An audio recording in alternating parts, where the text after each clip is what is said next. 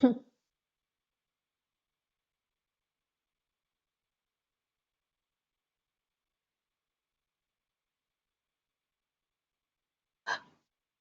everyone.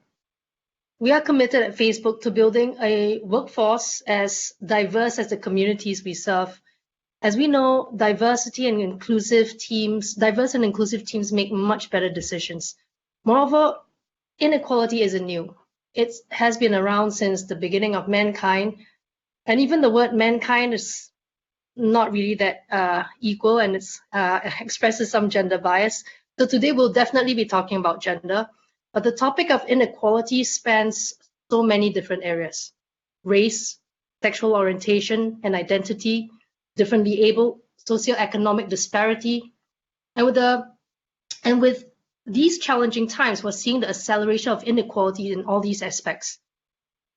So we feel that this is opportune to have an important conversation like this. My name is Karen Teo. I'm the VP of the Scaled Global Business Group in APAC and Facebook, and I'm very proud to lead a team of 130 people that spans like 21 different nationalities, as well as to be the exec sponsor for our women and pride groups at Facebook. Now today, I'm joined by an incredible group of women leaders, really strong, amazing leaders from across different industries and professions, and very diverse and dynamic backgrounds, to discuss the future of equality in business. If I may, let me just introduce our panels. Adriana Gasquen, she's the founder of Girls in Tech, doing really important work in building for our future tech leaders. There's Emily Chang. She's the board director for SOS Children's Villages. She took a year off to write a very important book on purpose. I would love to hear more about that in your self-introduction later. Jane Lynn Baden, the managing partner of the APAC Publicist Group and CEO of the North Asia Business. And Sarah Liu, founder and MD of the Dream Collective, a consultancy that works with companies on their D&I strategies. So let me just hand it over to my esteemed panelists. Adriana, shall we start with you, and then we'll go around to everyone else in the order that I introduce you with. Sure. Well, it's nice to connect here, and thank you to Facebook and Advertising Week for hosting such an important panel on such an important topic.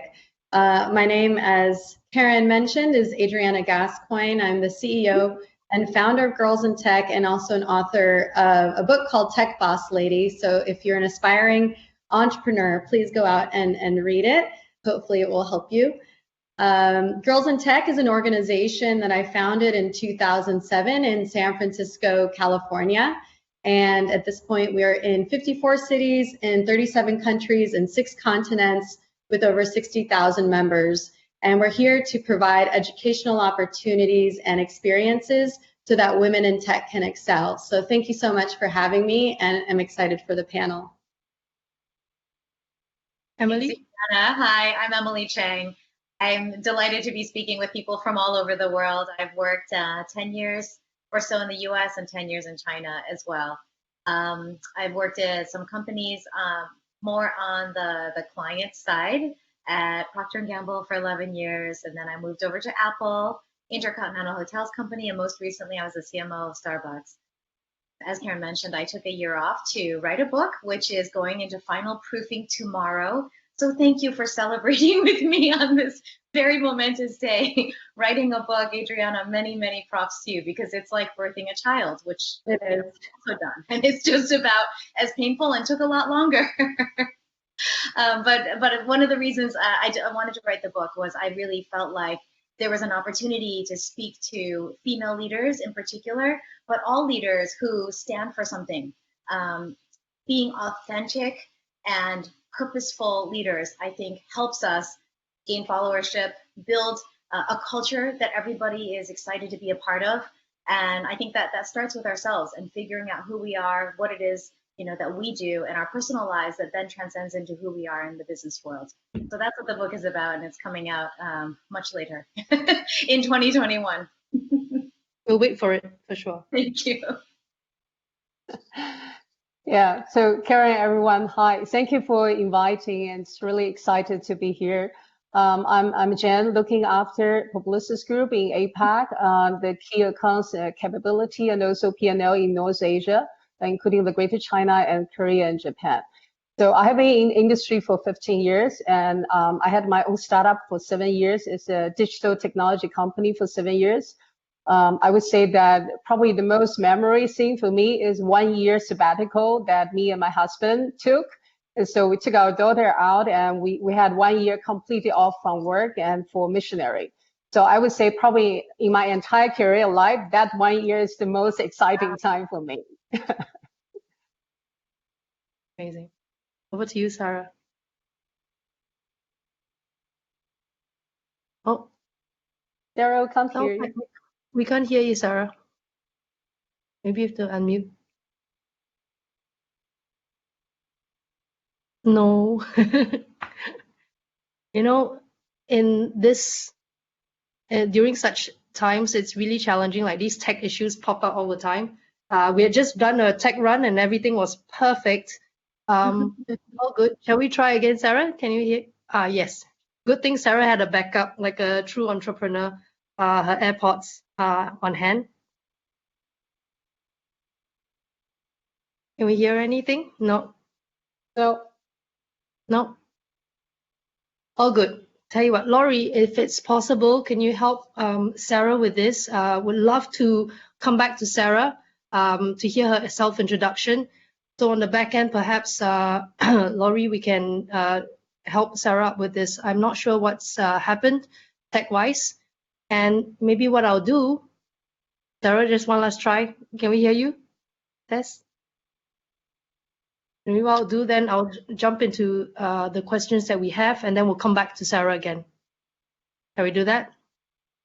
Great. Okay. How about now, Sarah? Oh, it looks like there's some bandwidth issues on your side, Sarah. So while we wait for that to stabilize, we good to go? Sarah, can you say something just so that we can hear you? We can see, we can hear you. No, not working. Laurie, we'll leave this to you. I'll jump straight to the questions. Apologies for the tech issues, everybody. Thank you for your patience. Now, I really wish tech wasn't a problem, because I wanted to start by getting personal. I wanted to hear from all of you how you've experienced inequality and how that's changed you, if it has at all. Really keen to hear from around the room. This is something that I want to hear from everyone. So perhaps we can go. We'll start with you, Emily. It'll be great to hear your view.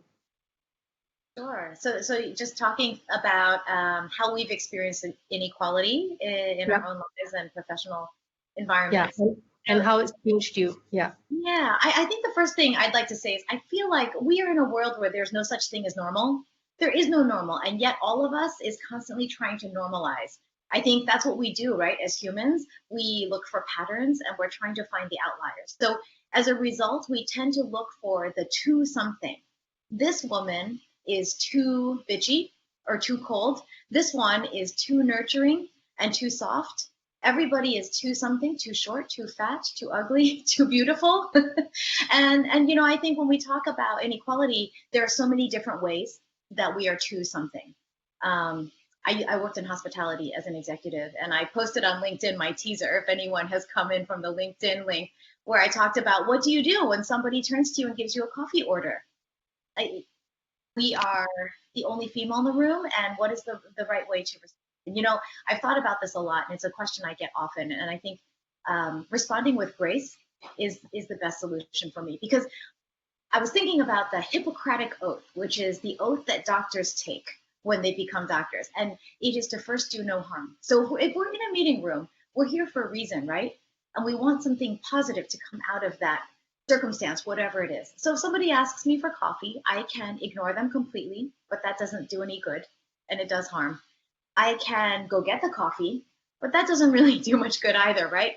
Not only for me, but later when the gentleman finds out that I control, they will lose face, and it's not a company.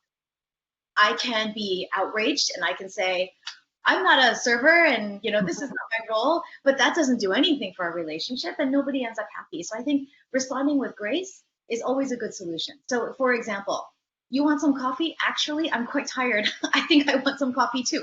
Perhaps I can find somebody to help us. It's just an easy solution.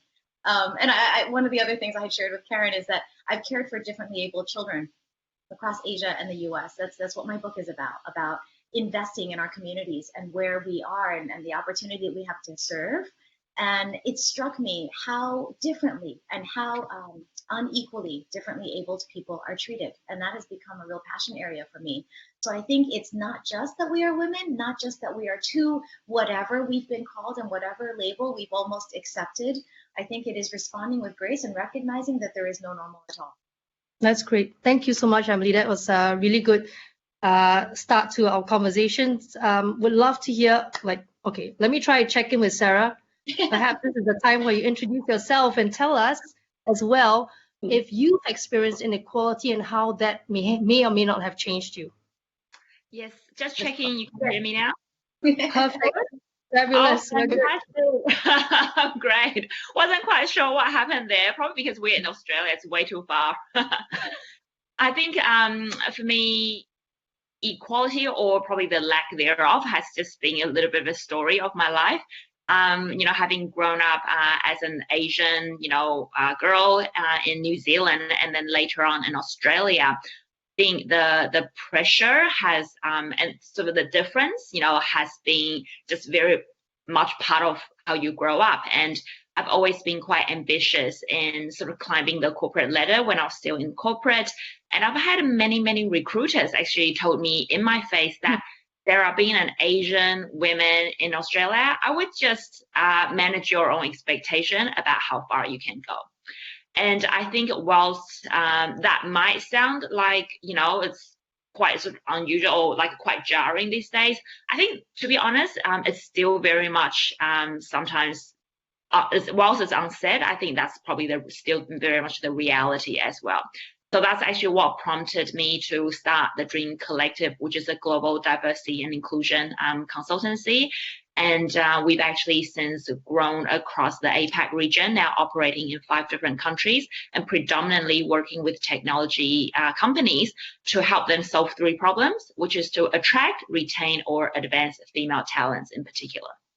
That's great. I mean, this is like I think this is almost a common story I hear across this group of panelists. Like, you've experienced it and you want to do something about it instead of just like living with it or complaining about it. And I think this is like a great segue to Adriana. You shared with me some of your stories of discrimination. I would love to hear how that's changed you and your journey as a person, as a human being, as a woman.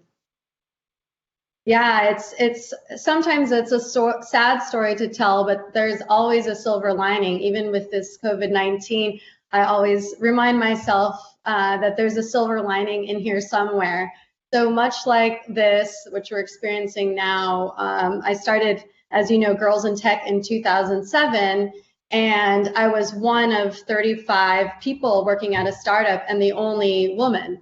And as you can imagine, and the only minority, right? So in terms of racial background, I definitely checked the box of being a super minority compared to all of my white male counterparts, right?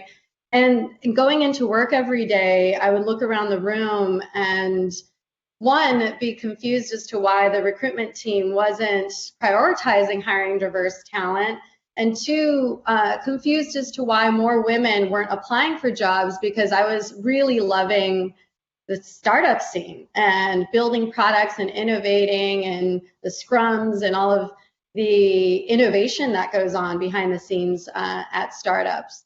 So because I actually personally experienced some inequalities revolving around, sexual harassment, being spoken to a certain way, not being able to get certain raises when the raises came around, being marginalized in terms of being invited to be on certain projects that I always raised my hand for. It was a difficult situation. And I thought to myself, I shouldn't have to feel uncomfortable. I shouldn't have to be marginalized. And I should be welcome with open arms to work at a startup because I'm smart, I'm creative, I'm really enjoying my job. And, it made me sad. That part made me sad. So with my one friend who happened to be gay, I pitched the idea to him and I said, hey, you know, I'm really thinking about starting this sort of support network, this networking organization to really empower women in tech and bring them together, because selfishly, I wanted to get to know them and see if they were out there and build ideas and mentor and maybe just come together and build companies, right? And that's why I started Girls in Tech actually in 2007. And, you know, very, very grassroots and cutting cheese, pouring wine. I borrowed my friend's dance club in San Francisco and I said, hey, we're just going to try this and see how it goes. And we had over 200 women in attendance.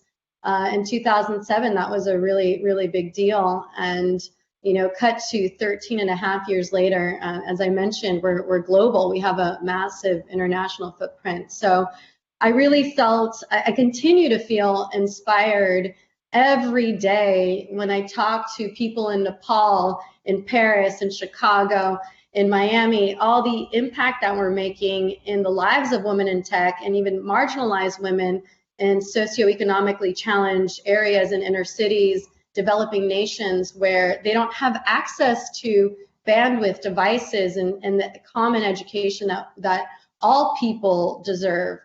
So, you know, our work is cut out for us. I think we have a long way to go. We haven't scratched the surface, but I'm glad to say that 13 and a half years later, we're making a mark in our society.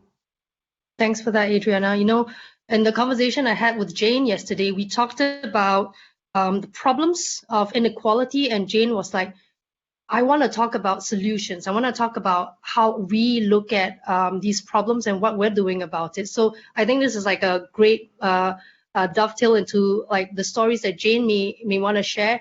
And the question, maybe not so much about how you've experienced inequality, but in your point of view as a really strong like corporate leader, what does equality in business mean to you, Jane? Yeah, well, Karen, yeah, I think that being an Asian woman, we all probably more or less experience inequality. And Yep. so personally, I do have an experience. I still remember in my earlier career time, and I was asking for opportunity of promotion. I've been told very straightforward that you won't get it because, you know, you're not going to be successful simply because you're a woman. Period. And I still remember the earlier time when I started my career, and I was in PR industry, which is in a very prominent PR firm. And I think that the definition of PR at the time for Asian women is you just give coffee, you know, serve. I think I grow up and I learned that, you know, equality is not my problem. Equality is the people who impose equality to me. That's their problem. That's not my problem. And I think being an Asian woman is a very strong identity, and I love it.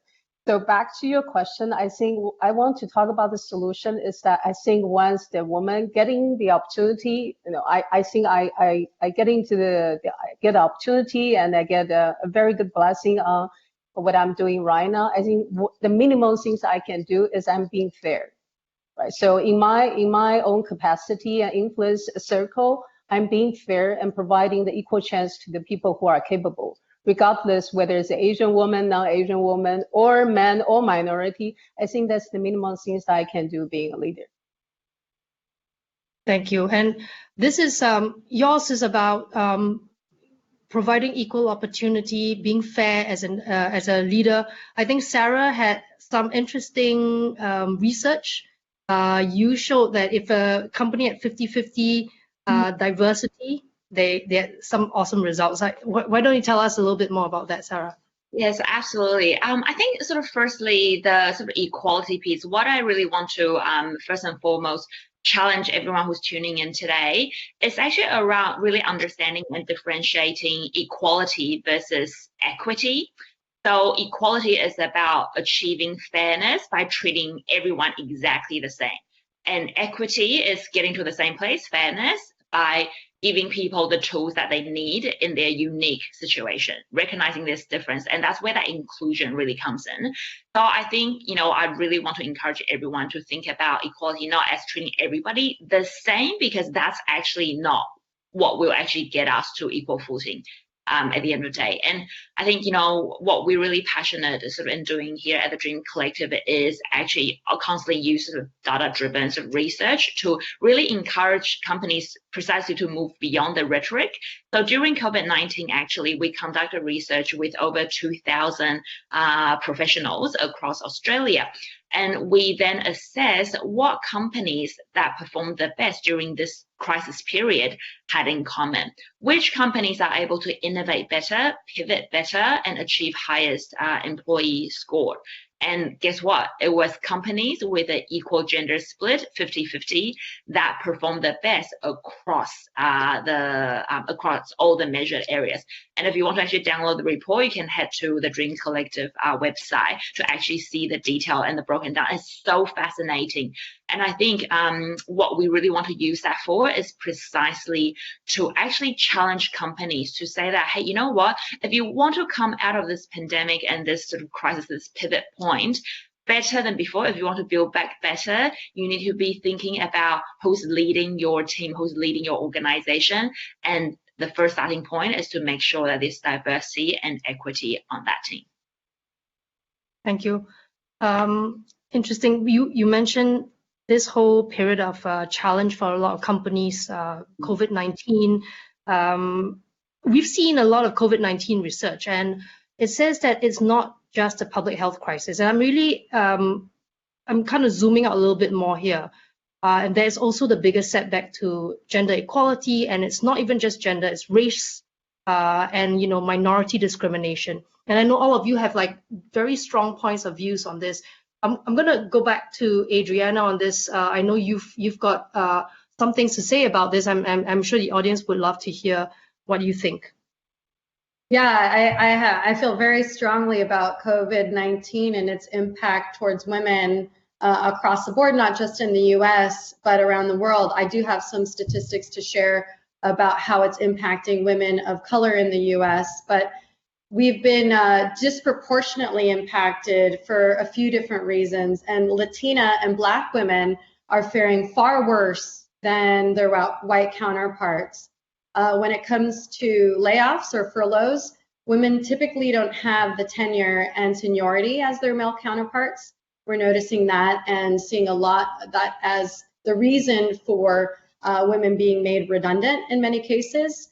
The caregiving responsibilities typically fall to women, and with schools and daycares closed, women obviously are impacted. They have to take that, into their own hands. In June, the unemployment rate for Latinas aged 20 and over was 15.3%, while the unemployment rate for Black women 20 and over was 14%. So both figures are roughly 3 times the unemployment rate Latina and Black women faced in February before the pandemic hit. So it is really impacting. It's going to continue to impact into 2021. And again, that is one thing that Girls in Tech really cares about. So at this point, we are providing all of our programs, for the most part, free of charge. So we used to charge for every program that we did, like coding programs and leadership programs and design thinking and whatnot. And now we're providing everything for free. We are delivering a virtual mentorship program, as well as a digital career fair, really trying to support those who have been impacted, and for those people who have been made redundant or are now unemployed. So it's pretty dramatic statistics.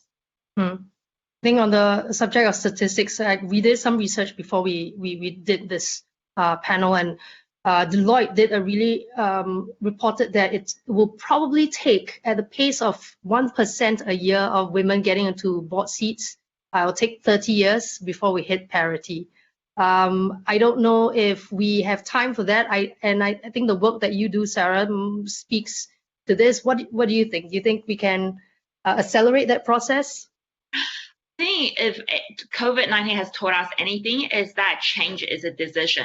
Honestly, if you ask world leaders across the world, how long do you think we'll get the entire workforce across the world universally to start working from home? They will say, oh gosh, it's a minimum of like a 6-year change management program, and our infrastructure needs to do X, Y, and Z. But in fact, when it's need driven. Okay, when you need to do that, when you make a decision, it's an overnight transition. And I often challenge our clients that, if government tells you that unless you've got a gender equal board or gender equal leadership team, your business, your company won't be able to operate tomorrow, what would you do? You will do everything you can to accelerate that. So I think, yes, by the current rate of change, absolutely, the World Economic Forum forecasts 217 years for us to reach gender equality across all the areas around safety, economic empowerment, political participation, etc. But really, I think if we can all make a decision to commit to an action, to make a leadership decision, that would actually, the change will come way faster. And I absolutely think it's possible. And I actually think that, something that Bill and Melinda Gates actually talked about when they started the Gates Foundation really fundamentally impacted me. And they are all about being impatient. They said people who actually drive and deliver and achieve results are the ones that are impatient because they need to see change today.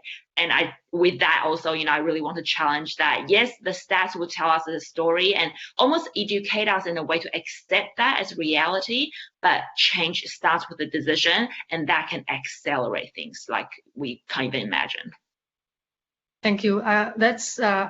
It is true. Even in tech, we see sometimes adoption of solutions and mindset shifts. Like we were expecting 10 years for some of these changes to happen. When COVID set in, suddenly the data looked like it was happening in months. So exactly. You're right. E-commerce adoption, same thing, Yeah.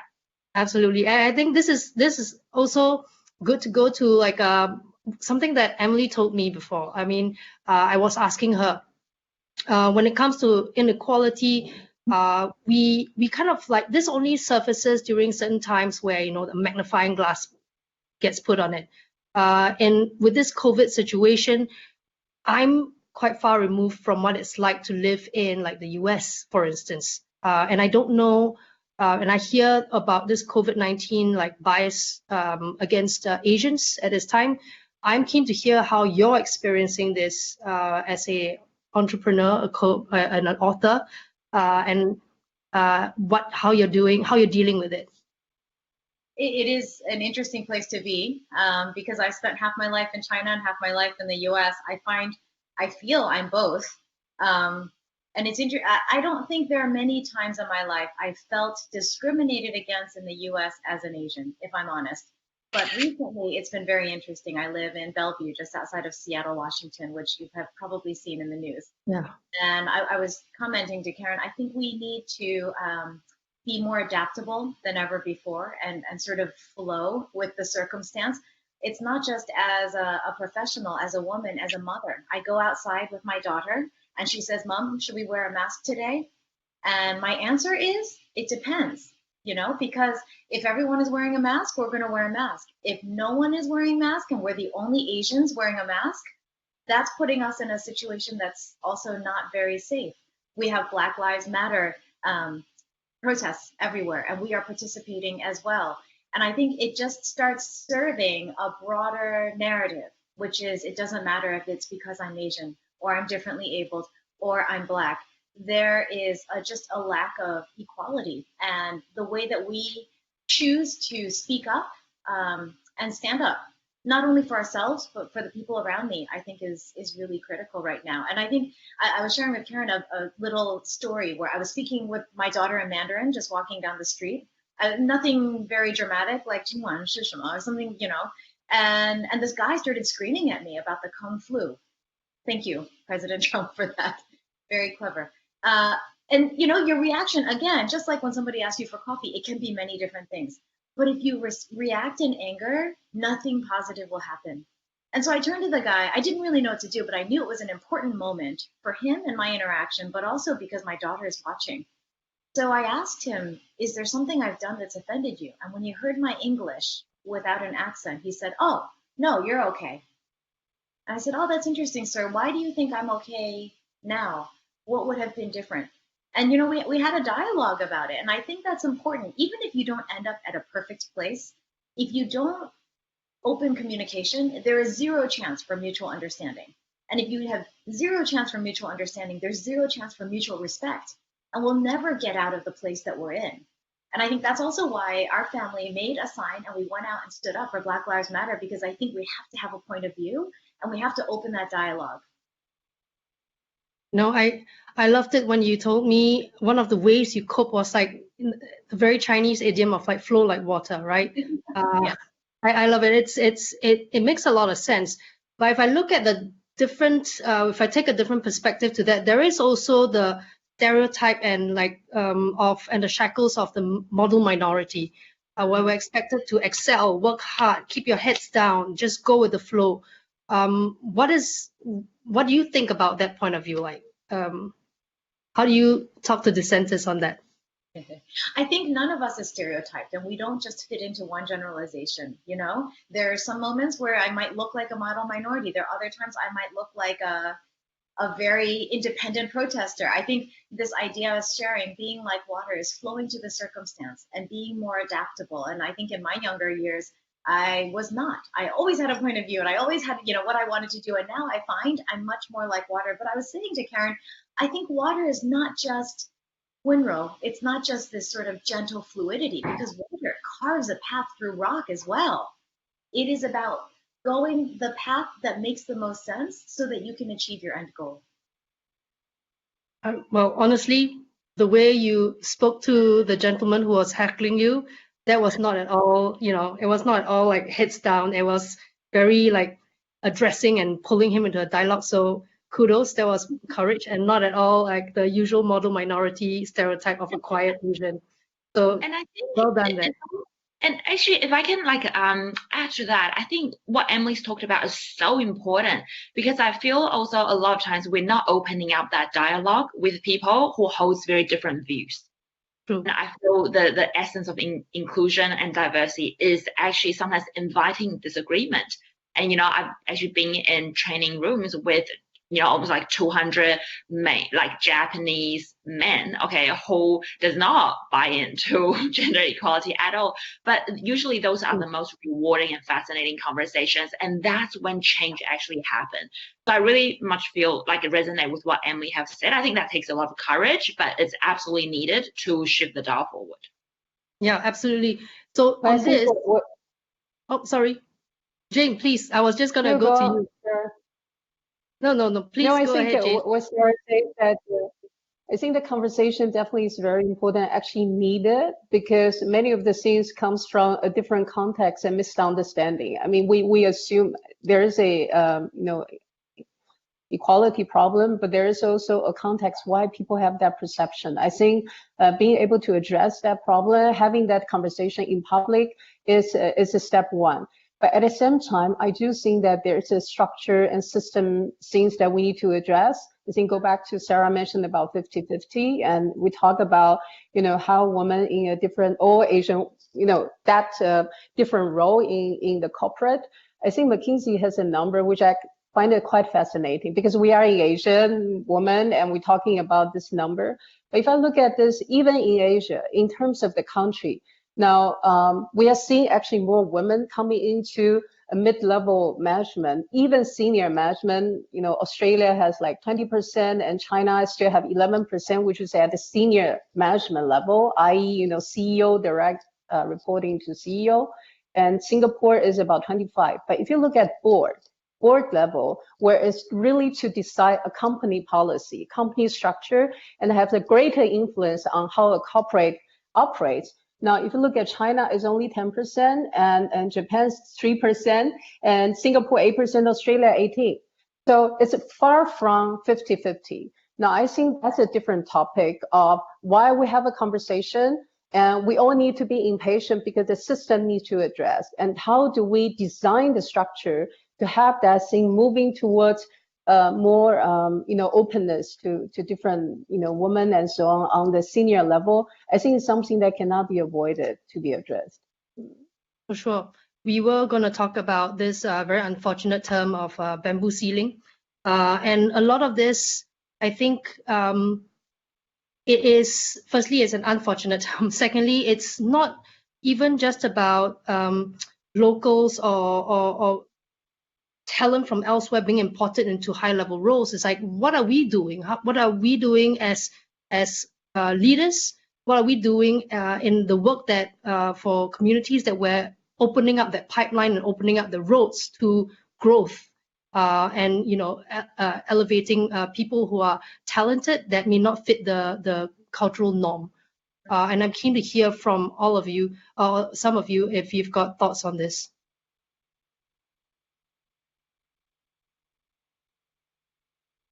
I might go first then.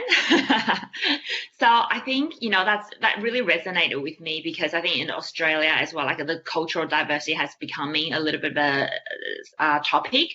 And I feel that we need to actually really challenge business leaders to appraise and evaluate performance and what good leadership looks like, and really redefine that. Because so much of the bamboo ceiling, for the lack of a better terminology, is the fact that we evaluate leadership traits based on the very the stereotype that it comes from, right?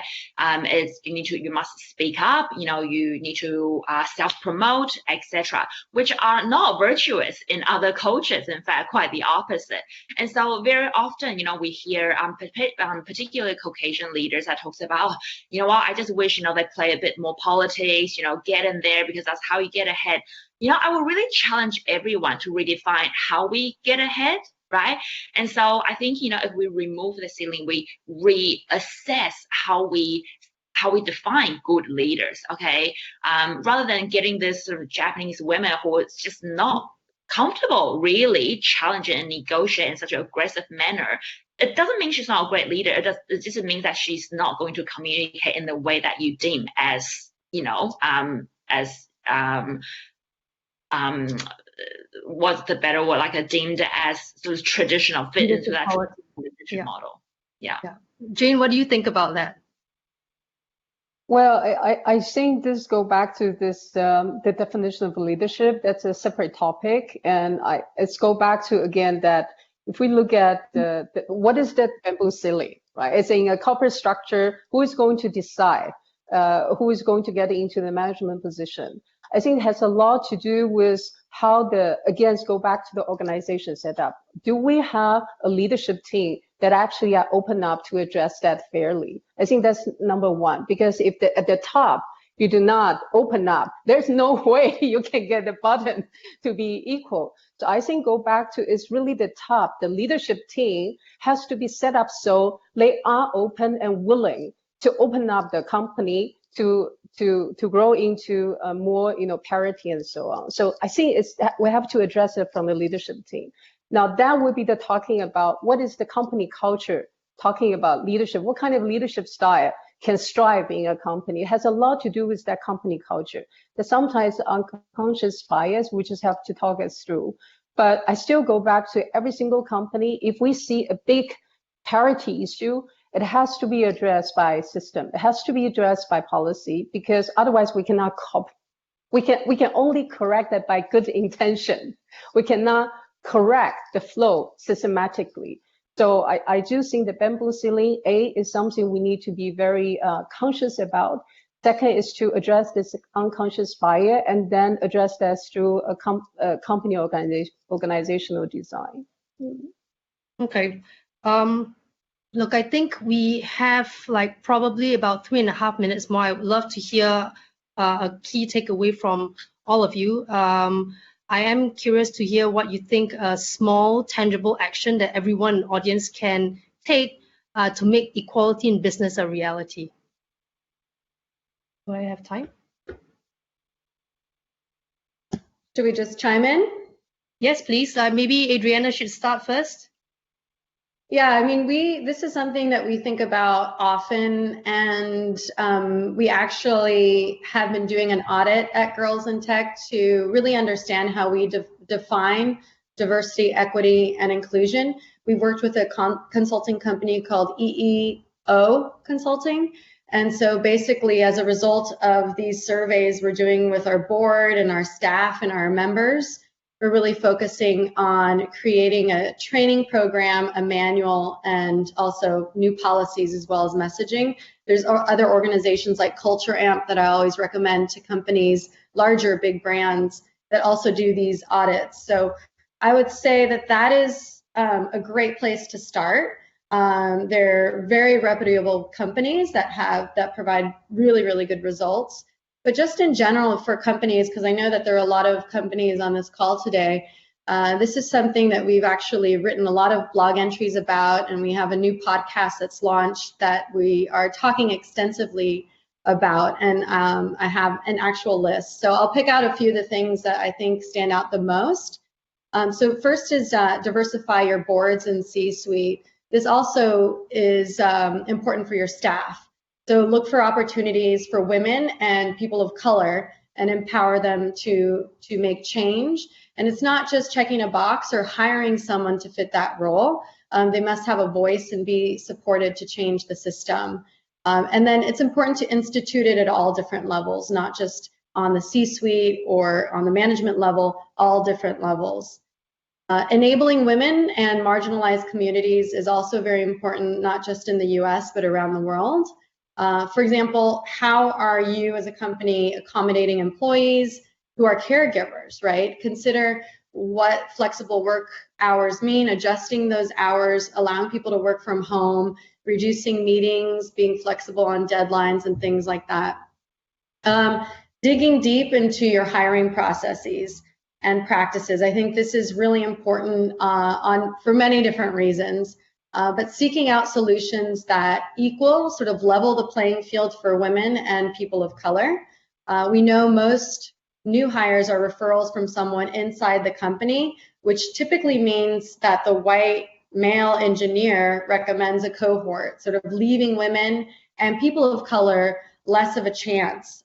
We need to recruit from underrepresented communities and from within marginalized groups as well. Another one that I would like to include that's actually really important from my perspective and that we've actually activated at Girls in Tech is consider the education requirement for a position. I know Google, even Facebook, and some other companies are really trying to figure out, do you really need a college or university degree to actually fill this role and do it well, right? So for many of the women, marginalized groups, people of color, who don't actually have a degree, can you actually hire them so that they can fill the need or the gap skills within your company? That's very important. And the last one I would say is equal pay for equal work. I mean, this is obviously very important. And I think that we're holding companies accountable in the United States. People are publishing reports like Salesforce and Twitter. I'm not sure about other places around the world, but it's becoming more of a trend as people are demanding it.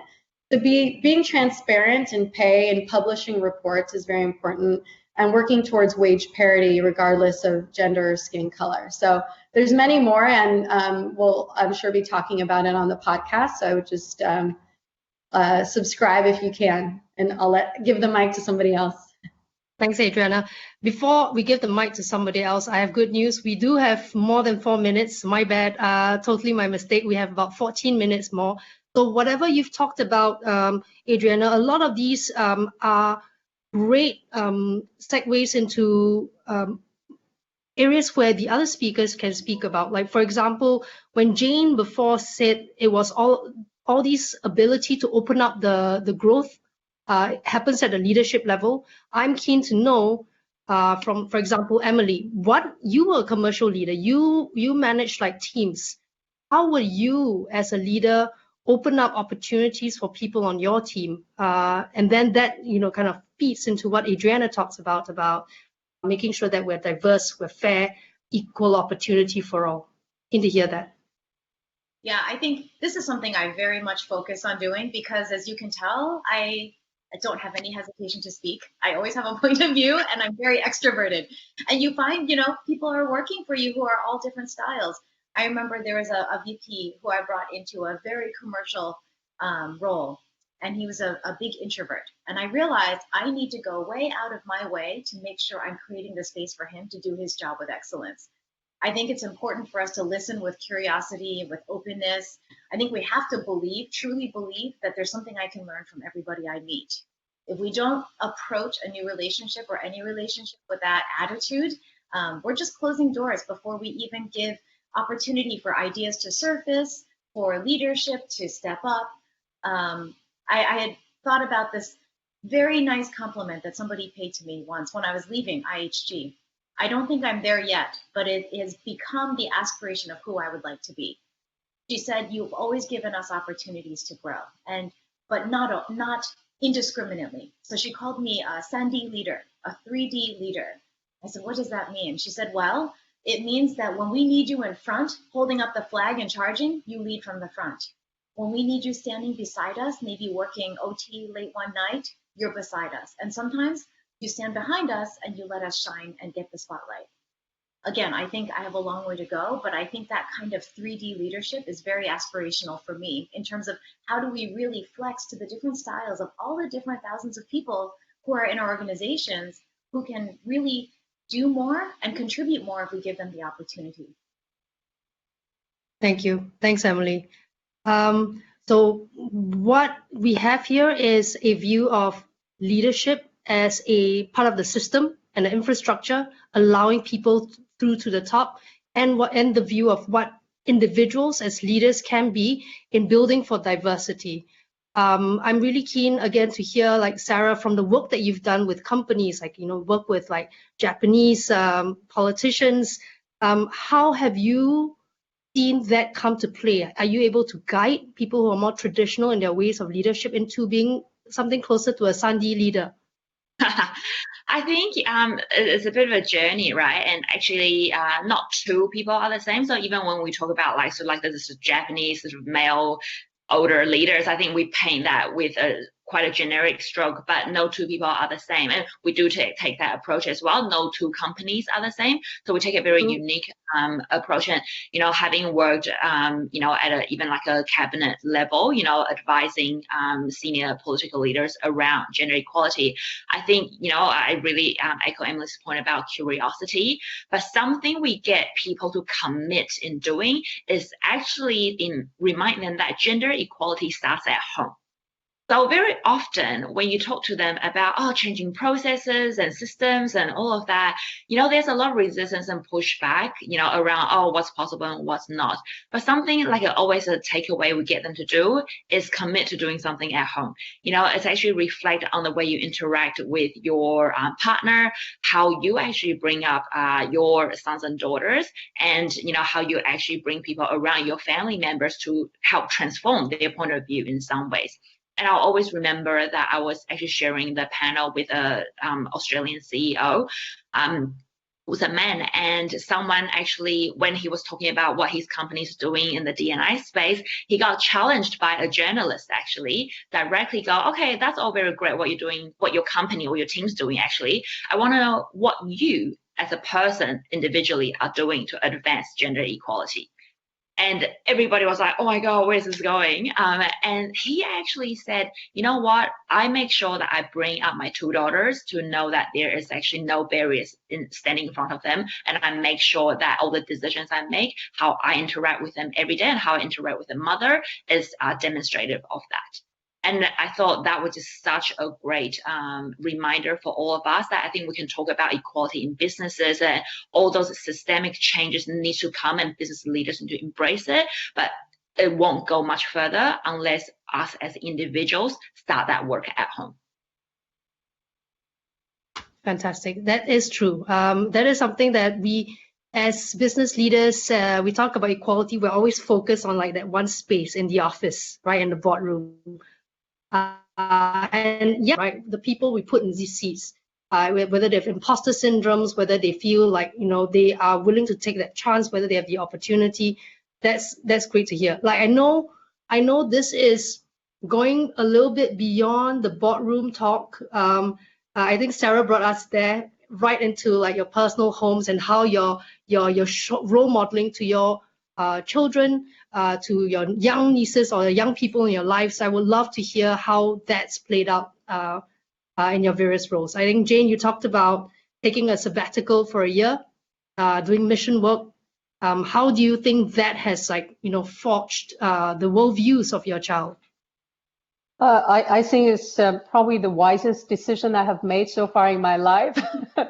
It was a family decision. So I was in the business, and I had a discussion with my husband. Daughter at that time was 3.5 years old, actually nearly 4, and we discussed that as a family would take 1 year off as a family, doing something, pursuing something we think is meaningful. At that time, it's more a missionary around kids, about the kids missionary, and also for sex trade kids. My daughter was very small. She didn't really understand what that means, sex trade, but she does understand dad and mom is going to spend 1 year with me doing something that I will remember when I grow up. And my daughter right now is 14 years. That was 10 years ago. And she still remembers that time. She felt like probably it's the most meaningful thing for her in her 14 years.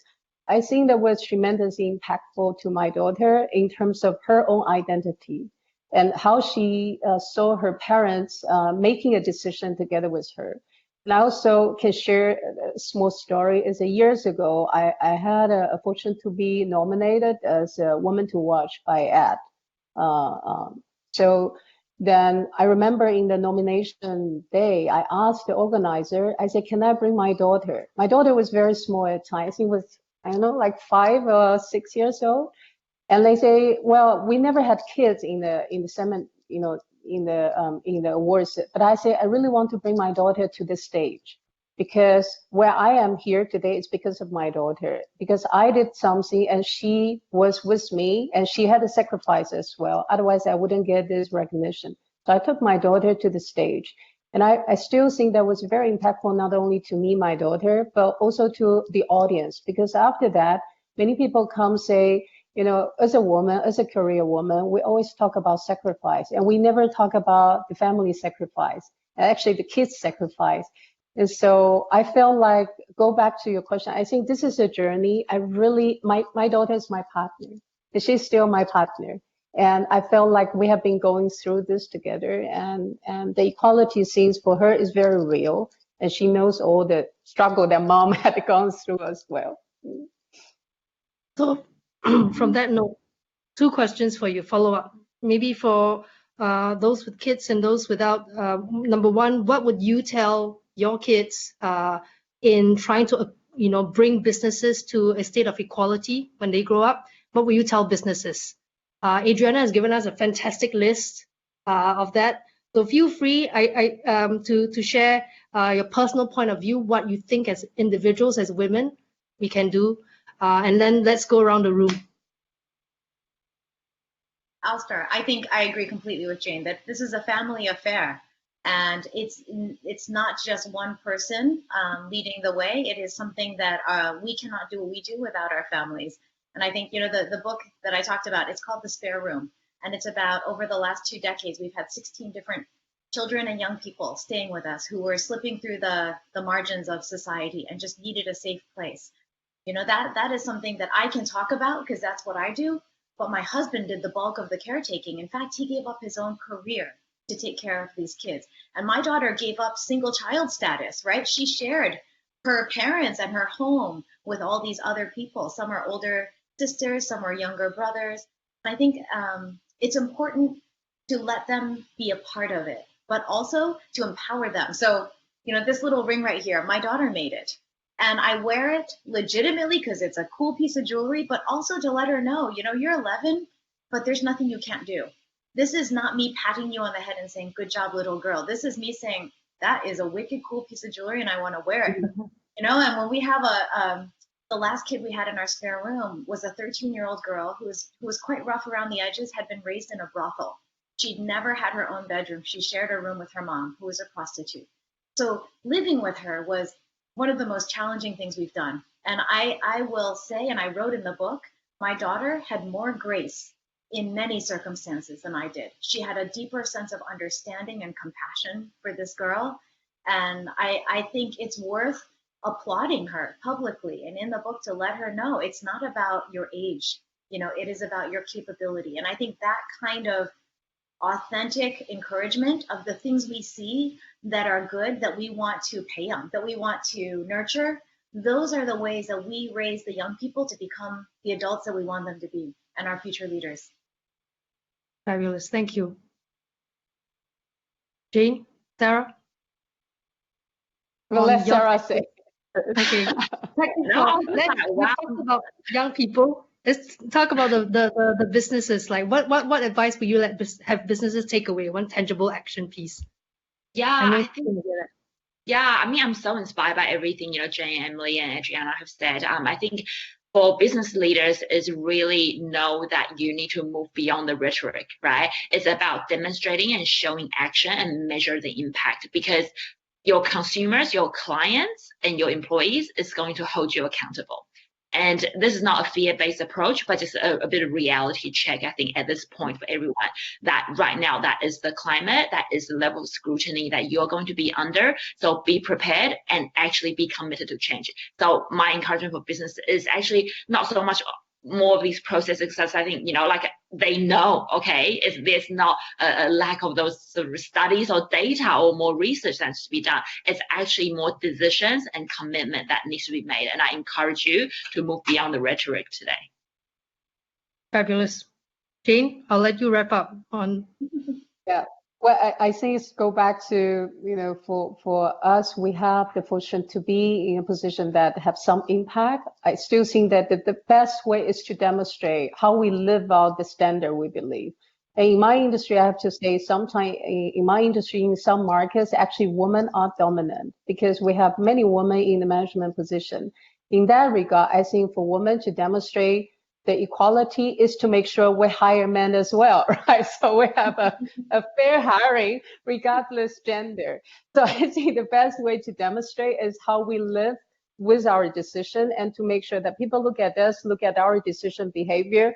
We truly value the merit, and we truly open up, and to make sure that it's not just only women get opportunity, because if it's only women getting opportunity, we have exactly the same problem. So I think my takeaway is that being a woman leader is to make sure that we demonstrate what we believe without prejudice, regardless, which nationality and gender. Thank you. Thank you all for that inspiring discussion. Thank you for sharing all your tangible actions and takeaways.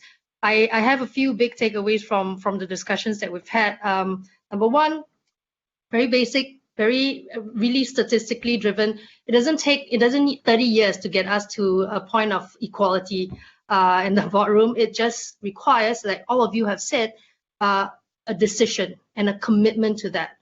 And then question the norms, because there's no such thing as normal. I think, Emily, you said that.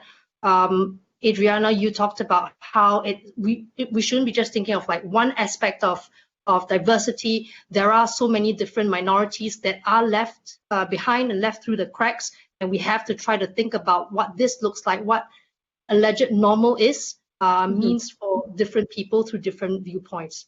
Number three, I really love the Sunday leadership piece. Like personally, that's a big takeaway. That's something that I think everyone here aspires to be, and I'm sure already. And the other thing that I just having these conversation near the end, like an unexpected turn, that all these problems that we see in the businesses, in the boardrooms, the solutions don't necessarily just lie there, right? It lies outside. It lies with how we bring up children, how we role model to the young and the people of different backgrounds. And that's something that we often forget in our conversations. And as individuals, wherever we are, whatever jobs we do, we can role model that for the future.